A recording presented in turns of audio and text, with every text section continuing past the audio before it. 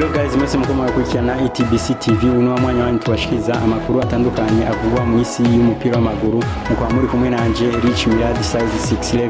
Nibagiye kugira share, like na comment kwezi nkuru tugira tubashikirize kugira uzobashe kuronka inkuru zishasha zica ku rubuga rwacu ku TV yanyu ETBC-TV.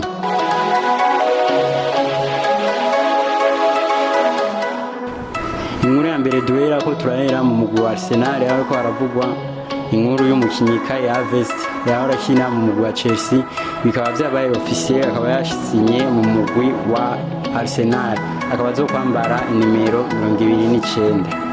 Iyindi nkuru ikurikira ni umumenyereza Tata Martino agiye kumenyereza umugwi wa Inter Miami. Umugwi wa Inter Miami muzi ko uherutse gusinyamo umukinyi w'igihangano ku isi afise Ballon d'Or nyinshi nawe sundi ni Lionel Messi akaba agiye kumenyerezwa n'umumenyereza Tata Martinez. Akaba agiye kumenyerezwa n'umumenyereza Tata Martino bose n'Argentine amazina agomba gusa bakaba barabanye mu mugwi wa equipe serukira igihugu wabo Zarabi Celeste mu Argentine akaba yanamumenyereje Tata Martino rero akaba agiye gusubira guhura na Lionel Messi mu mugwi wa Inter Miami. Musanzwe muzi ko ari umugwi wa David Beckham ukaba ukina muri Amerika.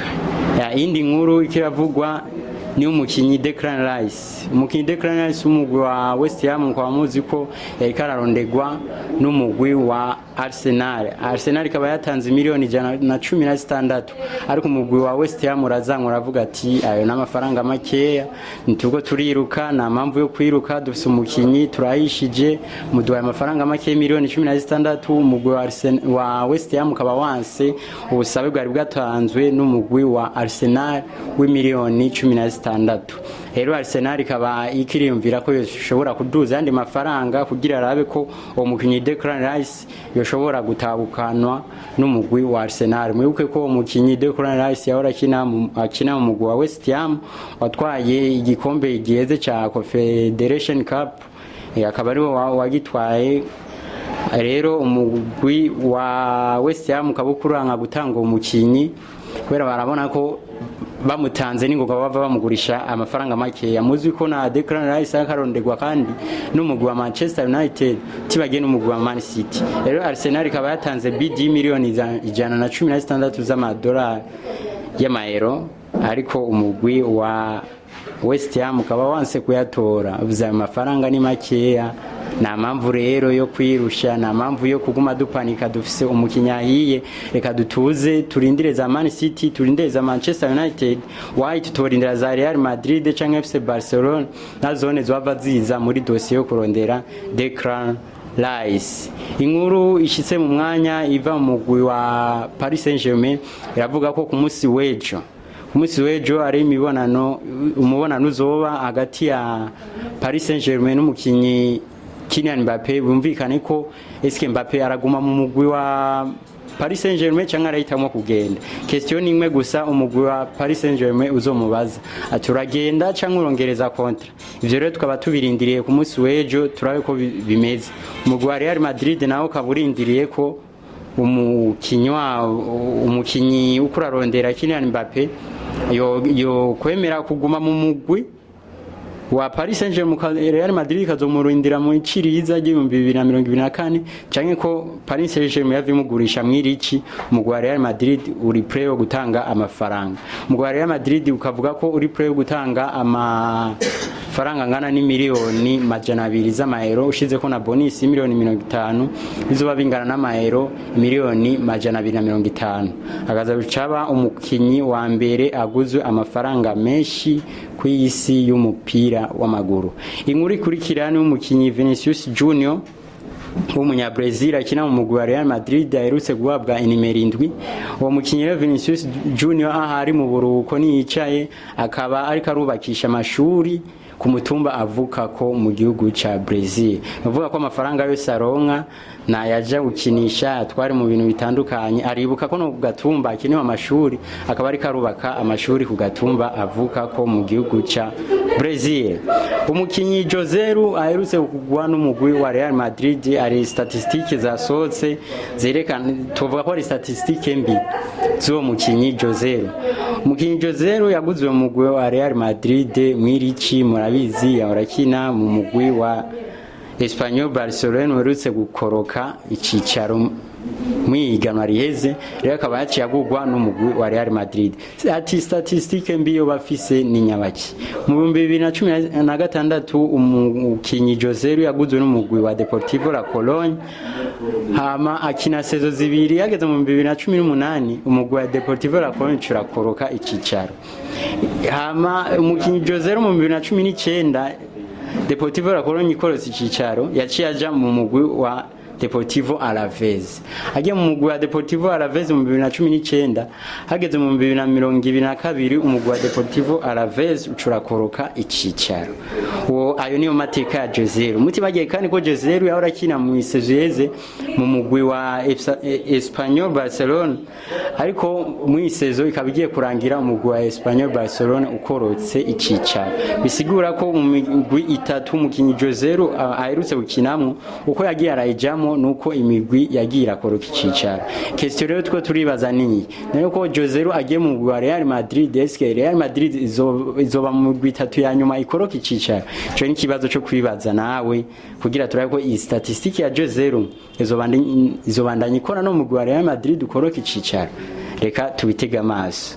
Hama inkuru ikurikira ni umukinyi Sergio Arribas akina mu Real Madrid ariko araronderwa n'umugwi wa Dortmund, Leipzig, Eintracht Frankfurt na Bayern Leverkusen zo mu Budagi zo ziramurondera ariko umugwi wa Dortmund akaba ari wo uhabwa amahirwe yo kumutahukana.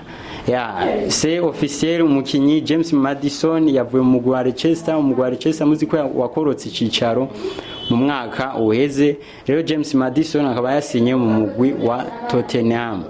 Indi nkuru ibabaje ni nkuru ivugwa ku mukinyi Paul Nabil Pogba muzi akina mu mugwi seruka y'igihugu France ariko yahagaritse kuwukinira akaba yakina mu mugwi ubu wa Juventus. Umugwi wa Juventus akaba yahagaritse amasezerano warufitaniye no mukinyi Paul Nabil Pogba kubera ko aguma agira imvune nyinshi uravye umwaka weze Paul Nabil Pogba yakinye iminota 172 niyo yakinye miyo minota niyo yakinye sezo yose urumva nawe niwogira umukinyi akina iminota 172 muri sezo yose ku mafaranga ahembwa Paul Nabil Pogba mu gwa Juventus kaba babonye ko ukura urahomba kubandanya uri kumwe n'uwo mukinyi Paul Nabil Pogba rero mu gwa Juventus kaba bafashe ingingo yo guhagarika amasezerano warufitaniye n'uwo mukinyi Paul Nabil Pogba. Nturabasha rero kumenya eske Paul Nabil Pogba bagiye guhagarika umupira mbega yo bagiye gukina nawe nari mu Barabu canke uyoro ngundi wari muri Europe mugura. Ibyo byose turabirindiriye tubiteza amaso. Indi nkuru ivugwa nuko Bayern Munchen yejeje kumvikana na myugariro wa Napoli yitwa Kim Jae akaba ari umukinyi yatowe nk'umukinyi yaranze sezo iheze 2022 ishira 2023 mu gihugu c'Ubutaliyano muri Serie A akaba ari umukinyi akinwa mu mugwi wa Napoli. Kim Jae rero akaba yumvikanye n'umugwi wa Bayern ko agiye kusinyira gushika mu 2028 kuvuga amasezerano y'imyaka 5 rero tukaba turindiriye turabe ko umugwi wa Bayern Munchen uri prêt yo gutanga clause libératoire isabwa n'uwo mugwi wa Napoli. Indi nkuru tubashikiriza ni nkuru ivugwa mu mugwi wa Real Madrid. Turagarutse mu bwami muri Los Blancos aho umugwi wa Real Madrid washikirije aba kapitene bagiye kuranga isezo y'umwaka uza 2023 ishira umwaka wa 2024. Kapitene azoba ari kapitene emblematike wo mugwi azoba ari Nacho akaba ari bazoba kapitene azoba akurikirwa na Luka Modric, Dani Carvajal na Toni Kroos akaba ari bo bakapitene bazoba bagize umugwi wa Real Madrid mu isezo igiye kuza. Musi yabo bose arimwo umukinyi Valverde w'umunyayirigwe niwe agira gatanu rero amahirwe menshi yakarasekera uwo mukinyi Valverde muri sezo izokurikira 2024 ishira 2025 ko ari we azoba asigaye ari kapitene kubera uravye imyaka ya Nacho ukaraba Luka Modric agenda arongereza contrat y'umwaka umwe ukaraba nundi Dani Carvajal ugashira ko na Toni Kroos abo bose biraboneka ko bashobora kuva mu mugwi wa Real Madrid iyi saison niyarangira. Real Mahirwe menshi akaba ari karasekera umukinyi Valverde kuzoba kapitene wa Real Madrid mu ndi mwaka mu indi saison ikurikira après iyi saison tugira dutangura.